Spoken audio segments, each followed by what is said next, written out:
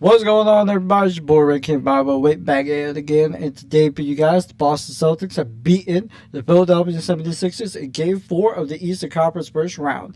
And Tuesday will be Game 5 and probably that gentleman's sweep because they're going to sweep these motherfuckers out of the playoffs. And it is absolutely embarrassing. Now, credit to the 76ers for winning Game 2. That's all they really did. They just prevented a sweep, but they're going to get the gentleman's sweep. Man, that we want Boston did not really age well, did it, Philadelphia? It did not age well, and it might be the worst thing that y'all have said. Every single time you guys want Boston, you absolutely find ways to lose in the most embarrassing way possible, right? In 2002, you had Allen Iverson going up against Paul Pierce and Antoine Walker, and you guys literally did nothing. You get beat in 5.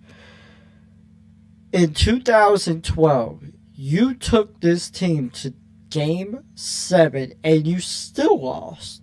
In 2018, when Joel Embiid and Ben Simmons and JJ Redick, you guys literally did nothing. Now, you won one game to prevent the sweep, but you guys didn't do anything. It took Rookie Tatum, Terry Rozier, Aaron Baines, Al Horford, Jaylen Brown, and what is it, Markieff Morris or Marcus Morris. It took them to break you guys. And that's when Brad Stevens was coaching. Then, a few years later, in the COVID year, you guys had no Ben Simmons, but you did have Joel Embiid, and you did have Al Horford, and I think you had Tobias Harris, and you still couldn't do anything. You absolutely get shit canned all the way around. And I think you even still had Markelle Fultz, if I'm not mistaken. So even then, you guys still could not beat Boston. You get absolutely swept, and might have been that was the last game that Brad Stevens had coached against you guys. So he's already 2-0 on you, right? Then a few years later, Joe Mazzulla, his first ever series against you guys, you take him the distance, and Tatum drops 51 on you guys. James Harden absolutely did not show up in those games, and Joel Embiid was literally dragging your ass, trying to even get you a win. So there's that. And in this series, without Embiid in 3 games, you took 1 win. 1. Game 1, you absolutely get blown out in the most embarrassing way possible. Game 2, you won. Credit to you guys for actually getting the win. Game 3, Tatum hits the daggers and literally broke your spirit. Broke your will. Broke your psyche. And in Game 4, when Joel Embiid comes back, because you guys literally called on him, you could have let this man rest up. You could have let this man heal up from a surgery that he had a month ago. You could have let this man just rest and come back next season. You could have let him do that. No, you had to drag him out because you guys are that sorry.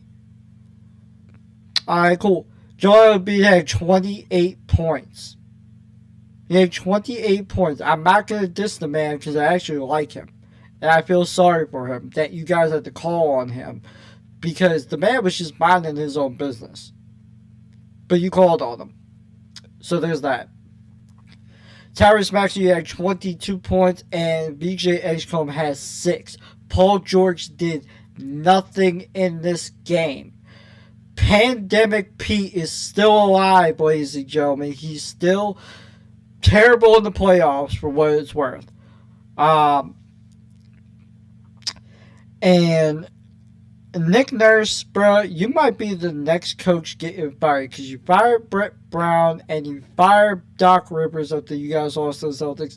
Now you're going to probably fire Nick Nurse, and that's going to be the one thing that you got to lean on. You got to lean on the coaching that wasn't good enough, so you got to bring in another fucking coach to try to go up against Boston and absolutely get shit canned. You guys fucking suck. You need a rebuild.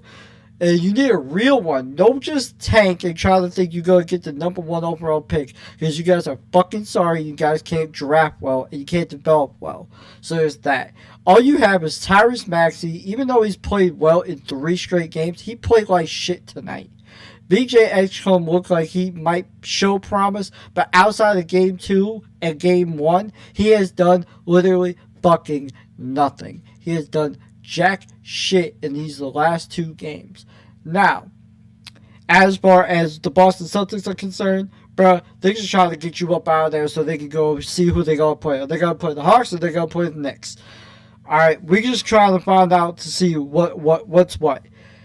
Game 5 should be interesting. Now, since Jason Tatum and Jaylen Brown have been drafted, they are about to be 4-0 against Philly in the playoffs. That is outstanding. They are the only Celtic duo to never lose to the 76ers. They are the only duo to do that. Now,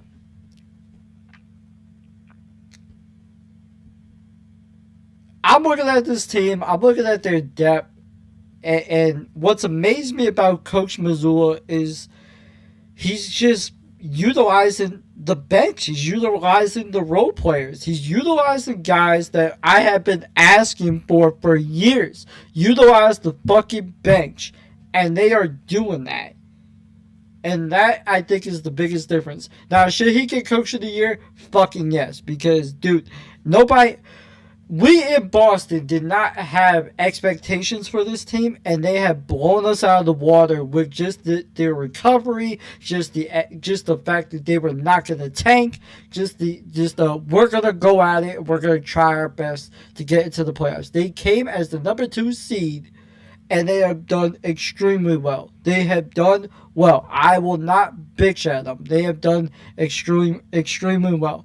Tatum came back, and instantly you get that boost. Jason Tatum in these playoffs has played phenomenal. He is taking his time. He's not forcing shots. He's getting guys involved. He's getting rebounds. He's doing what he's been doing his entire career.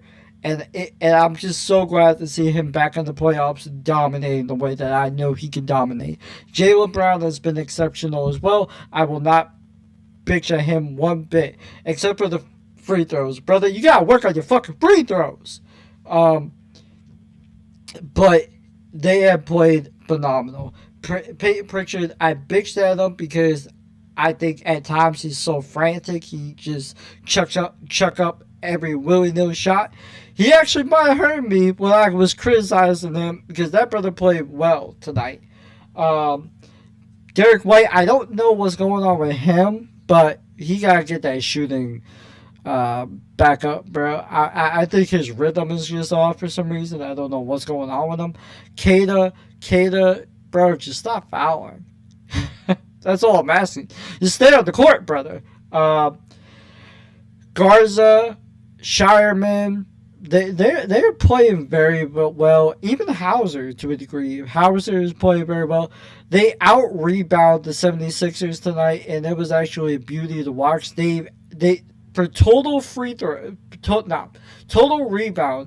51-30. That was the rebound margin for the Celtics. They had 51 rebounds, while the 76ers had 30. They shot 24 threes. I don't know what else to say other than the fact that the Celtics are going to move on Tuesday night. I can't fucking wait.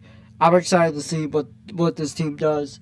Come home, get that win, and just prepare for the next round. Because at this point, the 76ers are done. They look checked out. They don't look like they're just done. They're done. They're probably gonna get fired, and I have no words. other than the fact that I'm proud of this team. Let's keep it going into the second round, and we'll go from there. All right. So anyway, if you do want to see more videos like this, if you do want to see more Boston Celtic content like this, please make sure to go hit that like button. Make sure to go subscribe to the channel for more. I will be making a video about the NFL draft maybe tomorrow. I came back yesterday from the draft in Pittsburgh. That was awesome. I'll go into more detail tomorrow. But anyway, it's been your boy, and I am out.